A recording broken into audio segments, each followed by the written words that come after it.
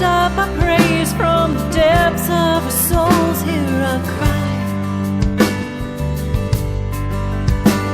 Oh, Lamb of God, it is our one desire to seek your holy face, to be women of grace.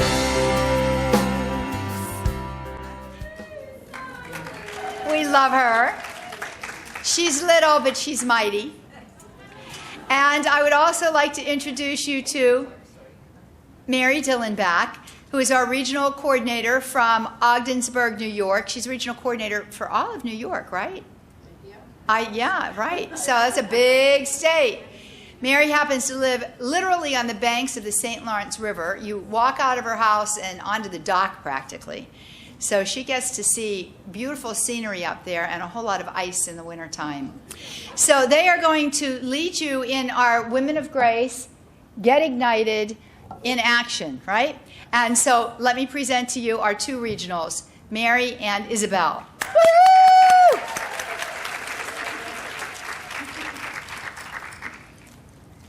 Okay, I need a volunteer to run the PowerPoint. Thank you.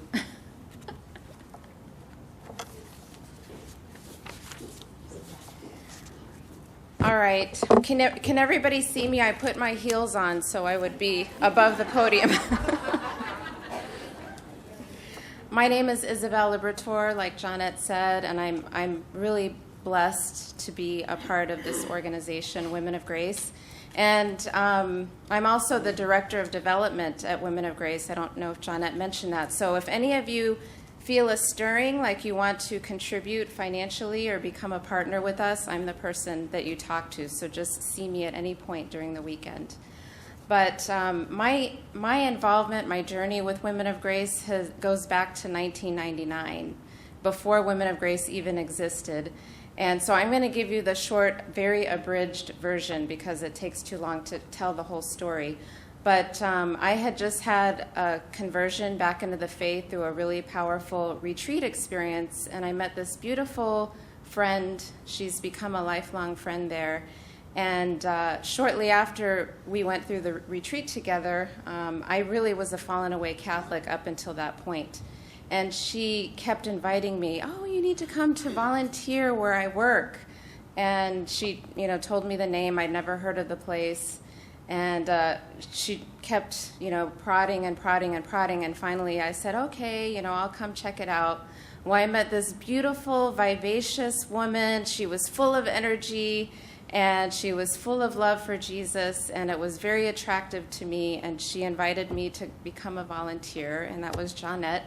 I didn't know who Jeanette was that very first day that I met her, and I didn't even know EWTN existed. I was completely clueless. So that's how fallen away I was. It was just not even on my radar.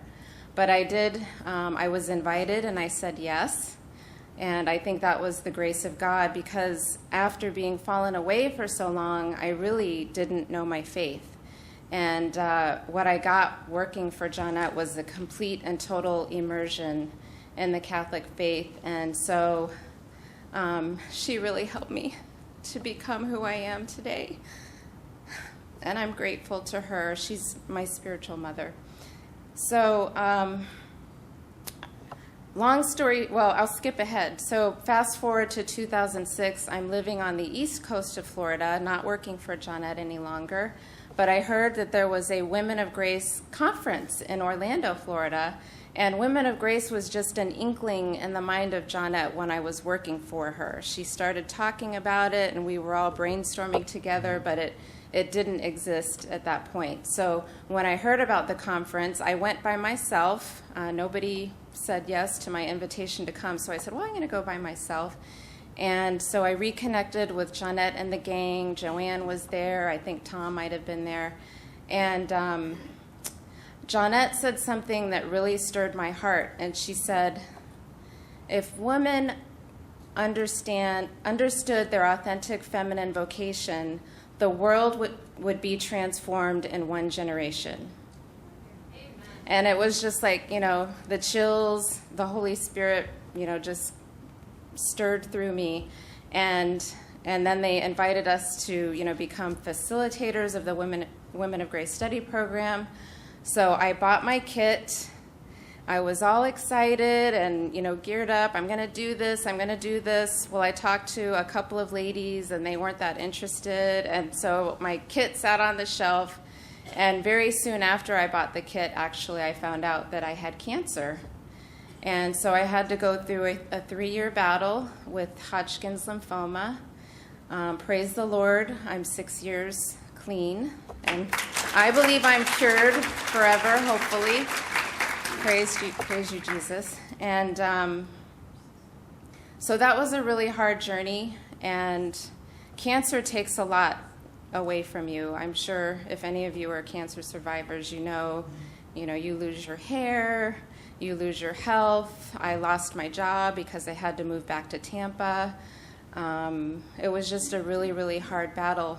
But the most difficult part was it took my fertility, and permanently. I had struggled, and my husband and I were trying, but it was like the nail on the coffin for me ever having biological children. So once I got through cancer, I felt like kind of lost. It was that transition time of, okay, Lord, now I'm still here on earth. What do you want me to do? And I don't have children. What do I do? What's my life all about? What's my purpose? And I still had my kit, and I started talking to a friend of mine. I've got this Women of Grace Facilitator kit, but I haven't done anything because I've been really sick and I didn't have the energy. And she said, well, if you want to do it, I'll do it with you. And that was kind of the magic, that was the clincher. She said she would do it with me. And that was the affirmation that I needed to finally pull it off the shelf. And we went to my pastor at our parish in Tampa, and he said yes. And so that's one of the things is when you are called to do it, you'll see that the pieces are going to fall into place. You're going to find a friend, and they're going to affirm you in your decision or your calling. So that was what my friend Amy did for me. And so we started offering the study in 2009, and we've been offering it ever since then. And then I believe in 2010 or 11, I can't remember, Johnette invited me to become a regional coordinator for the Tampa Bay area, so I've been doing that. And really what the study did for me was it filled that void in my life, that sense of not knowing what my purpose was, because the study introduces you in a very deep way. It really helps you to understand what your authentic vocation is as a woman and what your purpose is. And it's an awesome purpose. God needs us, and he needs us now, and the time is very short. So it gave me that, but it also gave me this idea of spiritual maternity that Johnette teaches, and that the church actually teaches, that no matter if you're a biological mother or a spiritual mother, you are called to motherhood. So even though I do not have a living biological child, I am a mother. And then the other thing that it gave me was a sisterhood, because I grew up, my brother is profoundly handicapped, and I never had a sister, and it's a different relationship. It's not like having siblings that you can play with. So I did have a very lonely childhood, and I always wanted a sister. And now I have lots. So I'm sorry. Anyway, that's my story. It's really been a life-changing experience, and that's why I'm here today, because I know that God needs us. He needs us women. We have this special purpose and call.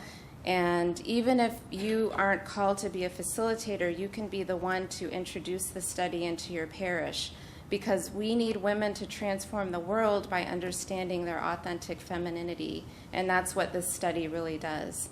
So I'm going to go ahead and sit down, and I know Mary's going to share a little bit about how she got involved with Women of Grace, and then we're going to give a little bit of the overall picture of how the study works and a little bit more detail for those of you that can stay for the entire presentation.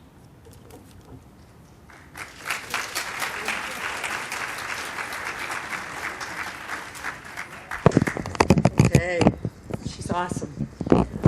We spend a lot of time on the phone. And luckily, a special grace to me to be able to travel with you, Isabelle, and do some things. Well, I'm a cradle Catholic. Our Blessed Mother has been a part of my life forever. I had learned at a very young age to lean on her. A priest told me at age 7, "Sis, I don't want you to forget this the rest of your life. When you go to bed, you take the Blessed Mother with you, you will hold her in your hand, and she will hold you in her arms." And she has. I did not want to be part of Women of Grace. I'm just going to start with that because that's kind of my story. And I've told Johnette bits and pieces of this, but here's basically what happened. I was an elementary school teacher. Absolutely loved it. It was the only place, the only true place where I was who I was supposed to be. Outside of that classroom, I was many different things, depending on what that person needed me to be so that they liked me. And I spent my life that way. For 5 years, in my early 50s, the Blessed Lord asked me to stop teaching. He said, "I want you to retire." And there were many times, and it's too long of a story to get into all the things that happened, but basically, I would argue with him after receiving the Eucharist. I would kneel there in tears, hiding in the back of the church. No, I'm not going to stop teaching. It's the only thing I love. It's the only place I'm home other than here at Mass. And now I'm getting uncomfortable being here at Mass because you're asking me to give up what I love. So after a long struggle, many things happened. I gave my fiat. And I said, well, I can't say that I gave my fiat. I started to give my fiat. I retired after being at Mass one day in the middle of a snowstorm. Went up to school for Mass because I was asking the principal to schedule my kids to go to gym during Mass time. So every day I would rush down to church, come back, pick up my kids, and they're going, "She's going to church." "I know she is. I know she's going to church." You didn't have to tell them where you were going. So anyway, I came back and I said, "I need the papers to resign." And they said, "Okay, but why?" And I said, "Because God's calling me to something else." And this was a very, very secular school who had listened to me talking about going through the lay ministry, who had ridiculed me because I was a lay Carmelite. And I said, because God's calling me, that was a huge leap in my vocabulary. So I filled out the paperwork and I handed it in. So then I am at home and I'm going through the computer going, okay, maybe there's a sign on here. God's going to tell me what I'm supposed to be doing. So I came across this website that said Women of Grace. And I'm like, Women of Grace, what is this? I had no clue. I'm like Isabelle, I was like clueless. And so down in the corner was a little message that said there was going to be a retreat in Malvern, Pennsylvania. And the theme was, I believe, something like the Holy Angels and Mother Mary. Okay, and yes. Mary the Angels and the Triumph. Right, that was it. And so I received I knew it was from the Holy Spirit and the Blessed Mother that I was to go. And I'm still fighting things, and I go, I'm not going down there. And I've told Janet this in person one time on my porch. I said, I'm not going because I can't stand listening to her. I had seen her a couple of times. God bless it. I love you too, Janet. And I had tried listening to her, and I could not get through it. And I now know why I couldn't. She was who Mary had chosen to lead me to where I was supposed to be, which is here, and to her son. And I was scared to death. I lived my life in fear of what God was going to ask me to do, what somebody else was going to ask me to do. If you had mentioned the word Catholic leadership at that time in my life, I would have done what I usually did, which was hide in a closet, under clothes. Seriously, I'm not kidding you. Someone would ask me to do something, and in order to cope to do it, that's where I went, like, oh my God, no one will see me in here. I'll be okay. I can get this together. And here I am. But anyway, so what happened at Malvern? Oh my goodness. I went to Malvern with my very best spiritual friend who was very much into praising God, like takes place here. She was very much into praying over people rather, at the spur of the moment. If I didn't say her name Meg, I would be remiss, because she is my other half in a lot of ways spiritually. So anyway, she goes to Melbourne with me. We get down there, and the room is kind of like this, but there's one little niche in the very back where you can sit in the very back rows by these windows. And she goes in and she sits at our first gathering, like last night. All this music's playing, and she's right in the front. And I go, what are you doing? And she goes, well, we're just having a... I said, no. I sat in the way back in that little corner where all those windows were. And there was salt on the seat, I remember, and I didn't know it was salt. I had no idea what holy salt was, and I'm going, Meg, what is this stuff all over? So that's how naive and how uninformed I was about what was going on. And so they started to sing, and they started to do all of these things, and I'm like, it's much like what you're seeing here. I was literally frozen. Even thinking about it now, my knees are shaking because it brings it back. I was having a terrible time. And yet, through all of it, I won't go into the details because they really didn't give me 3 hours, I finally just said, Blessed Mother, if you want me to do something, you've got to do it, because I don't get it. I get none of this. I don't know if I want it. I guess I want it. If you want me to want it, then yeah, I want it. That kind of thing. And I tried to surrender. Meanwhile, my Meg friend, go downstairs and get the facilitator kit. I think that's what you're supposed to do. That's why we're here, blah, blah, blah. And I'm like, I don't think so, Meg. And she goes, no, you're a teacher. That's it. That's it. She had this big idea, and I'm like, you're crazy. No. And she said, why not? And I said, because I teach this height of person. I don't know. And she said, well, you really don't have to teach. You just have to facilitate. Didn't you hear Jeanette? And I'm like, well, okay. Anyway, so long story. I go downstairs, and I looked at the materials. I fell in love with it. I just fell in love with it. As a teacher, I looked at it as, my goodness, she's designed these questions so the couple are factual. You're going back through the book. Look, and now she's got the heart. She's going to get the head and the heart. This is awesome. I was so excited. No, I'm not going to do it. I go back upstairs.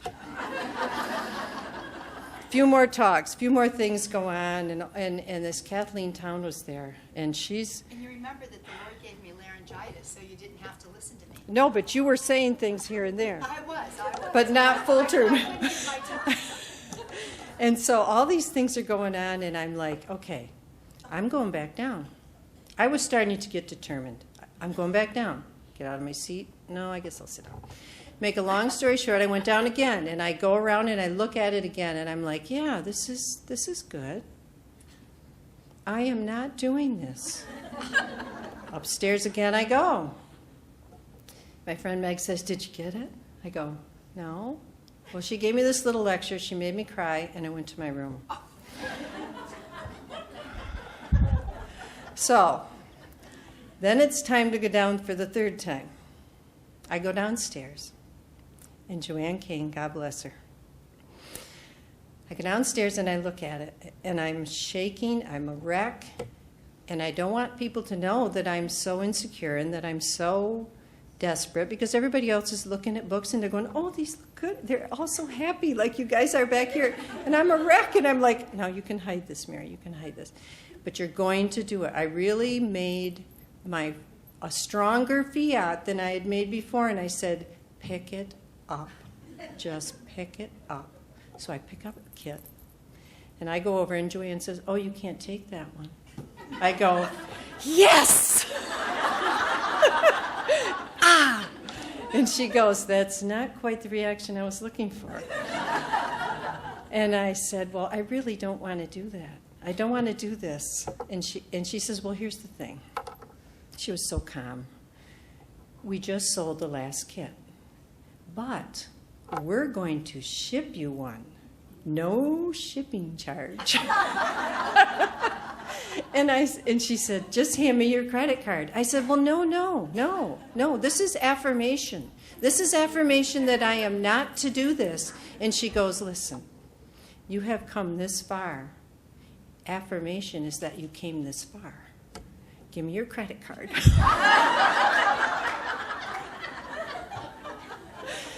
So I did what I was told. So anyway, I go back upstairs. And I do have to honestly say that I felt a little tiny bit of peace somewhere in me, some place. But I did not feel it like I had done the right thing. I just felt like, okay, all right, I did it. You know that kind of feeling where you're not quite with it. Several other things happened. I'll leave them out. That night there was a healing mass or a healing rosary, much like this evening. There were, 7 priests there that night? 5 or so, somewhere in that amount. And mind you, I was one of those people that when all this music was going on, I wasn't participating. You know, I couldn't. That would be showing emotion, and I had been brought up in my house that if you had any kind of sadness or any kind of anything else, you go to your room and you take care of it, and when you're done, come out and smile. Okay, so that's where I was with all of that. So anyway, we get to the healing rosary. I knew how to say the rosary, so I felt pretty comfortable until all the prayerful insight, all the emotion that was going on. The lights were dimmed. It was beautiful. The music was gorgeous. It was soft. It was subtle. Johnette was praying the rosary with such grace, I guess. I don't know. I had never experienced anything like this. So did I stay there? No. I got up. I walked across the room. And I hid in the bathroom, because that's what I did. I hid in the bathroom. Remember that little bathroom off to the side? So I missed a decade or so. And then I just looked in the mirror and I said, what are you doing? You have been given something. You better go out and see what it is, because that's what I sensed. You've been given something. And you're in here and you're not opening that package or whatever. All these things were going on. So I went out. I wasn't going to walk in front of all those women to the other side of the room where my friend Meg was. So the walls in that building are concrete blocks. I leaned against them and I sat on the floor. No one else was right in that little niche, so I felt pretty comfortable. And her gift of knowledge is amazing, and she was, as you will witness. And I was just thrown by all that was going on. So then she says, now during the last part of our rosary here, our priest is going to come around and he's going to bless all of you with the holy oils of St. Joseph, because the grounds were dedicated to St. Joseph. So I watched him and he went around. You know, I think there were 300 women there, and he's going like this around the room, blessing everybody. So as he got closer to me, I really struggled, truthfully, with do I get up and get a blessing, or do I sit here against the wall? I got up, only by the grace of God. And the priest comes and he blesses me. And then he didn't go anywhere. And mind you, I have no clue what's going on with any of this. And so I started, as I usually do when I'm nervous, babbling. And I'm like, what, is something wrong? You can go to the next. He goes, shh, I want you to be quiet. Well, I tried. And he says, the Blessed Mother wants you to know that you have done the right thing. I said, okay. Still not really getting what's going on. And he still didn't leave. So I stood there, and he put his hand on my head at that point, one of his hands, and he says, just be still. And I stood there for, I'm sure it was 3 hours. And he says, she wants you to know that she's going to be with you and guide you. And all you have to do is ask. I'm starting to get it. So I said, okay. And he still doesn't leave. I literally thought I was going to fall on the floor on a puddle. I had no experience with any of this. And I was scared. Our Blessed Mother knew that. He put his hand on my cheek. I know it was the hand of the Blessed Mother. She says, go in peace. She's with you. At that moment, everything drained. And I'm at peace. I may still be a little flaky. And I do have great sorrow in my life. But as everyone else has said, the Blessed Mother and her spouse, the Holy Spirit, and her Son, they're with me. And as long as as I do every day, call on the Blessed Mother to be my heart and let me have a piece of hers, a little bit more every day. All I have to do is call on her. Like today I was kind of a wreck, as people know that know me here. So I just had to call on her and say, okay, Blessed Mother, I'm going to show up. You need to be there.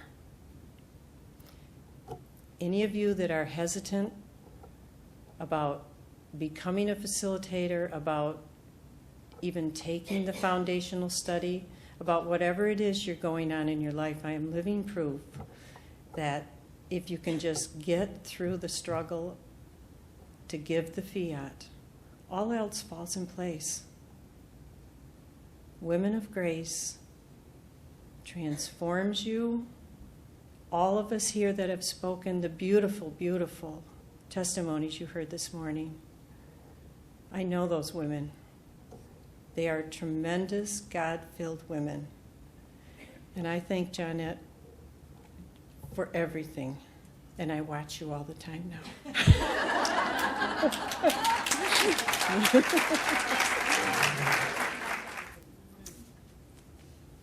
He does incredible things. You know, he gives you every spiritual blessing in the heavens. He takes away your fear and he gives you courage. Doesn't mean you sometimes don't struggle because, you know, it's a little mortification. That's right? Humility is wonderful.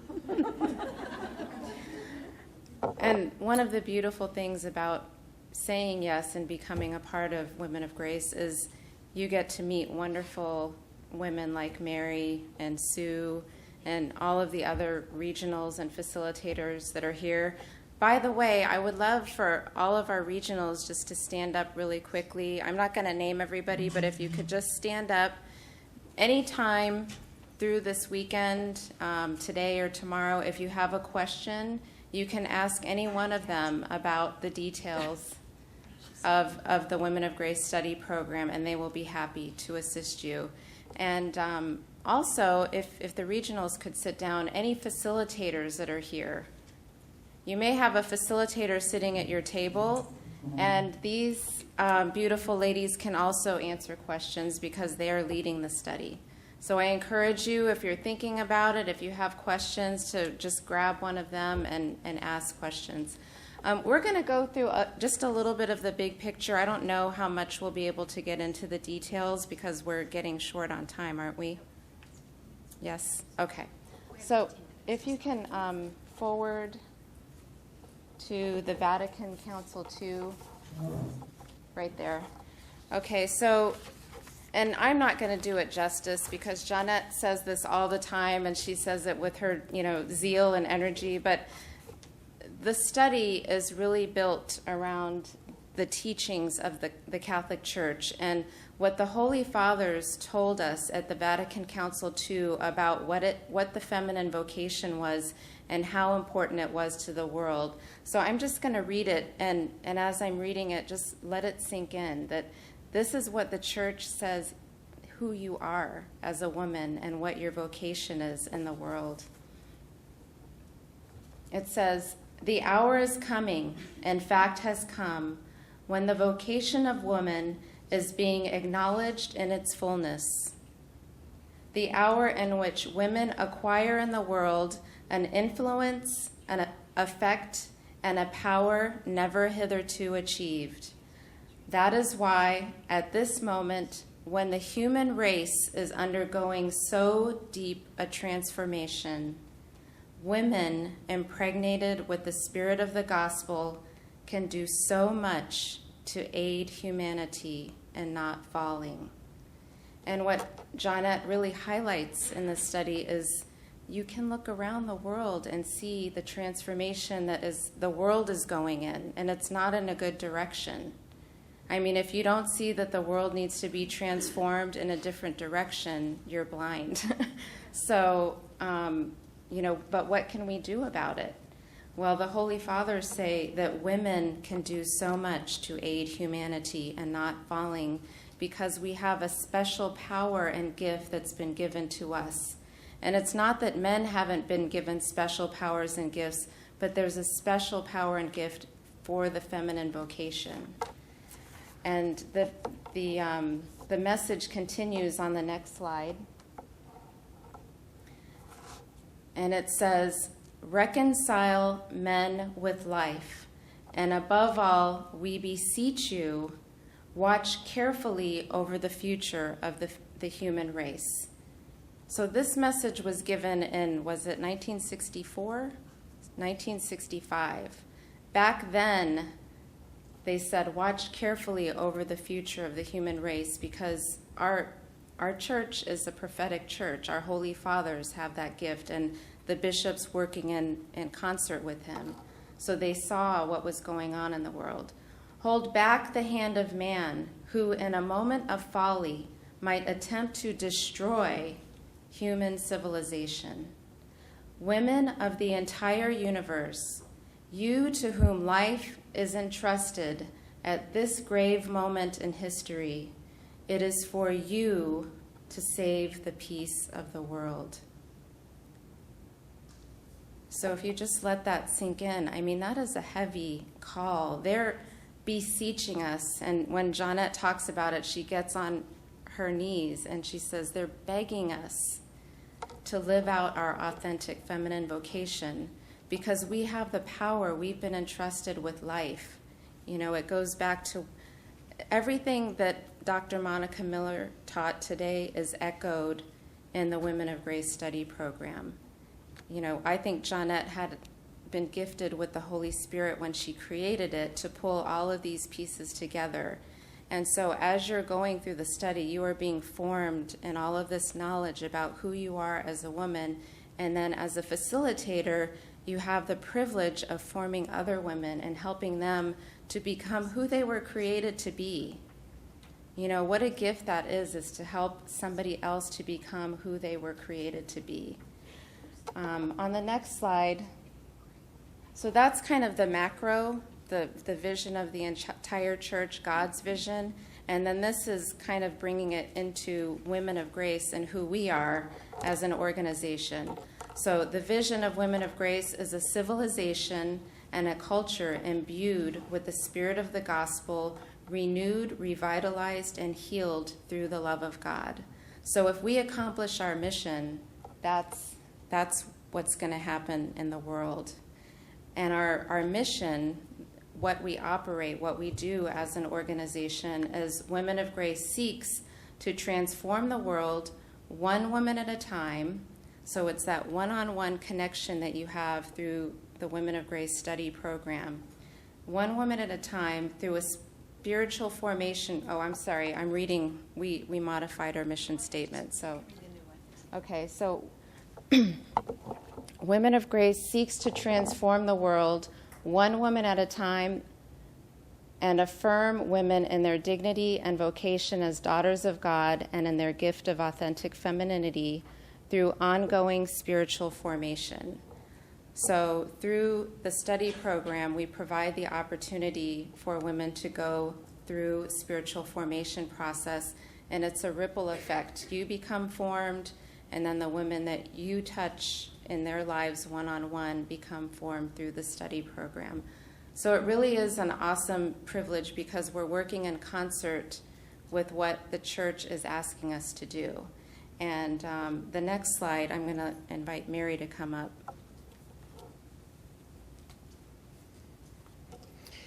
In the Women of Grace, I'm short, but you're really short. In the Women of Grace study, they have women saints in each chapter, and we look to them for model of their struggling and how they got through their struggles, so that we can understand that to become a saint is a struggle, but it can be done and how they did it. And we can always identify with them. They have up here right now St. Madeleine Sophie Barrett. And I know in the back you can't see it, so I'm going to read. This is a quote from hers, and it is really profound for today. She says, "How rare it is to find a valiant woman. It is perhaps necessarily so, since Scripture says that they are more precious than pearls and diamonds. Let us, however, work to train a few. For in this century we must no longer count on men to preserve the faith. The grain of faith that will be saved will hide itself among women. A woman cannot remain neutral in the world. She too is set for the fall and resurrection of many. How different are God's thoughts from ours. Between women and God is often arranged the eternal salvation of husbands and sons. But for this she must be valiant, strong to uphold purity of life, strong to keep inviolate the treasure of faith, strong in every battle of life, great-souled in the face of calamity, persecution, and death. And remember, sorrow is the training ground of strong souls." That exemplifies everything that's been talked about here. I think it's very interesting that she uses the word valiant. I like to look at the derivation of words, and I like to figure out why certain words are chosen. And this one jumped out at me because she uses it twice here. She says it's rare to find a valiant woman, and then it's rare, not only rare, but then that she must be valiant, which means boldly courageous, worthy, excellent. Women of Grace gives us the pathway to become closer to that. Okay, so that's... Where are we? Such a time as this. We're kind of adjusting because we're getting close to the time. Okay, I moved this one to the end. Okay, So I figured we can go right into this. Okay, we'll just go into this then. Okay. And I'm going to cut this very short. Basically, what this part is going to do is kind of lay out what is the study? What does it look like? So I can just do that and have that be, okay? Yeah, I'm going to show the kit. Mary color coordinated her wardrobe today to match our kit. That was very smart of you, Mary. Yes, of course. I thought that through. Okay.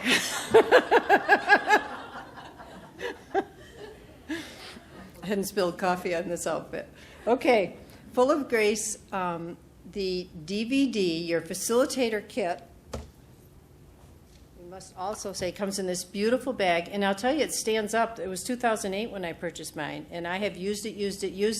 It's a very sturdy bag that you get with this. I'm not holding it very well here, but thank you. I'll do Vanna White.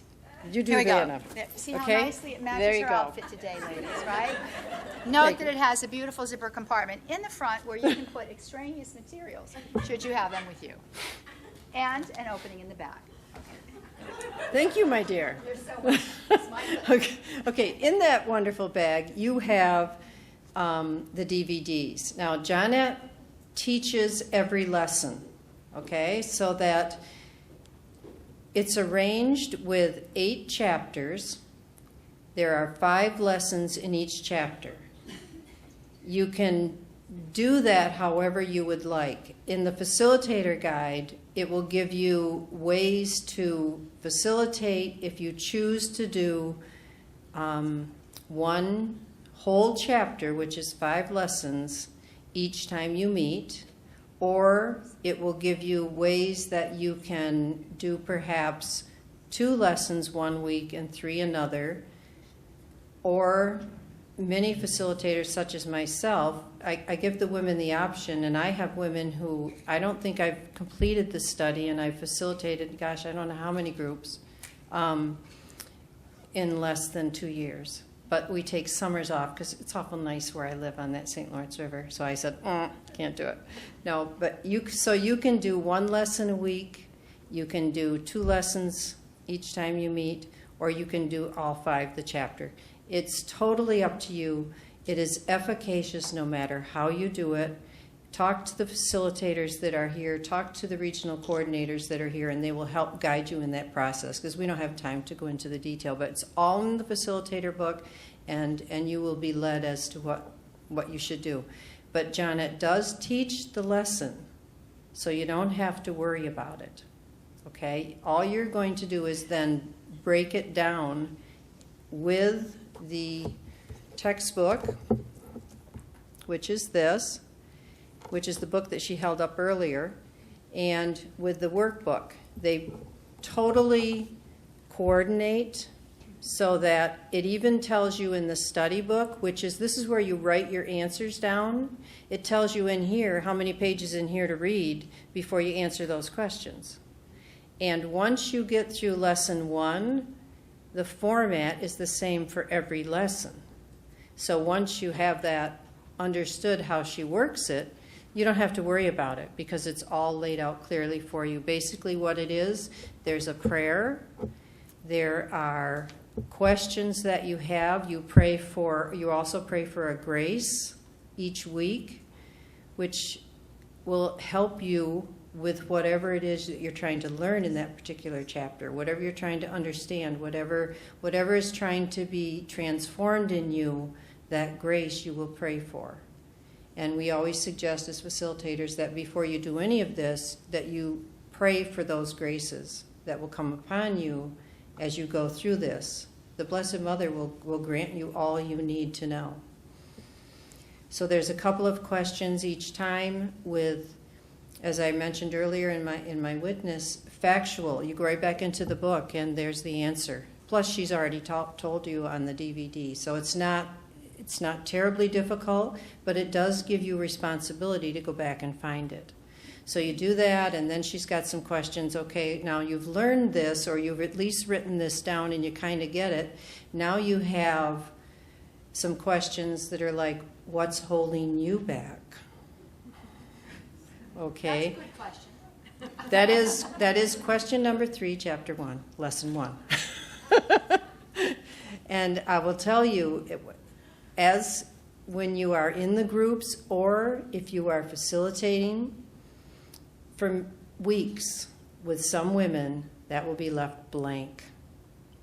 And I always tell the women, and I know I'm getting into the next part, but I think I'll just keep going, and then we won't have to do the second part of this.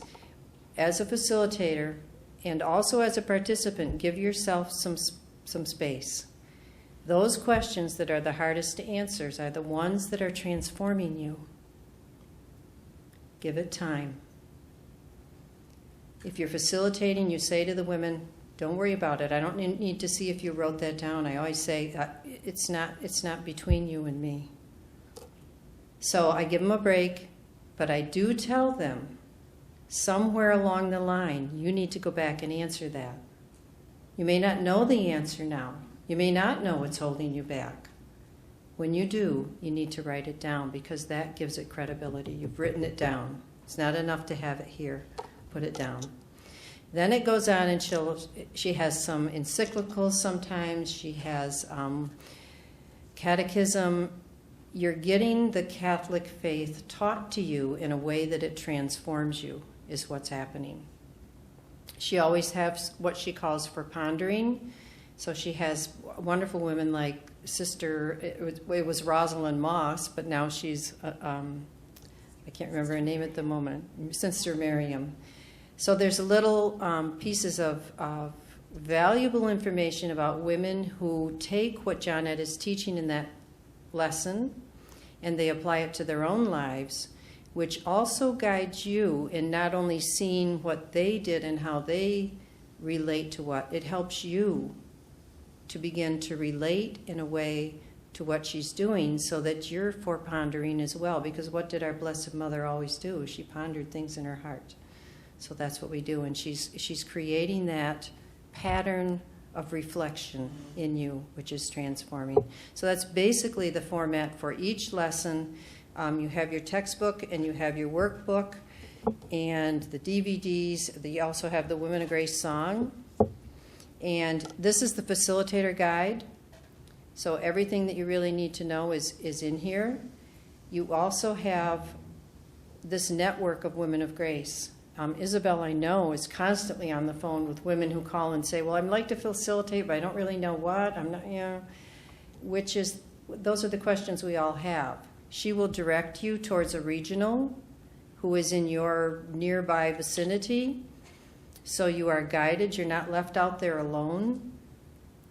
We have facilitator network calls, conference network calls once a month. And we often have a speaker. We had recently had Sue Brinkman, who is the staff journalist for Women of Grace, who talked about prayer, Carmelite prayer.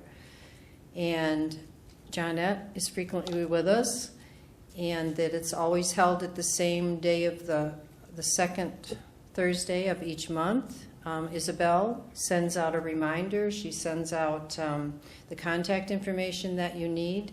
So that's one valuable way, because it's wonderful, because facilitators can call and say, you know what, I just started last week and I'm struggling with this.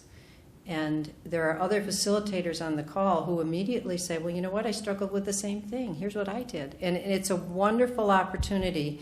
If you are a facilitator right now and you are not receiving the emails for that, get a hold of Isabelle or Joanne, and they will put you on that call list. Because sometimes, even though you've purchased the kit, you aren't on that list. But make sure you are. It's valuable. I wish I had another 3 hours, but I don't. So please get the kit and try it. Okay, so what we're going to do now, we'd like to do a couple of things. We want to open it up for questions. We're going to have the regional coordinators are going to have a form that if you're interested, we want to get in touch with you. If you decide not to purchase the kit today, we only have one physical kit left because we've sold them all. But if you do purchase the kit this weekend, we will ship it to you and we won't charge the shipping. So there will be no shipping costs. Normally there's a shipping cost. So there's an incentive. We are women of grace round the throne of the Lord Most High, and we lift up our praise from the depths of our souls. Hear our cry. Oh Lamb of God, it is our one desire to seek your holy face, to be with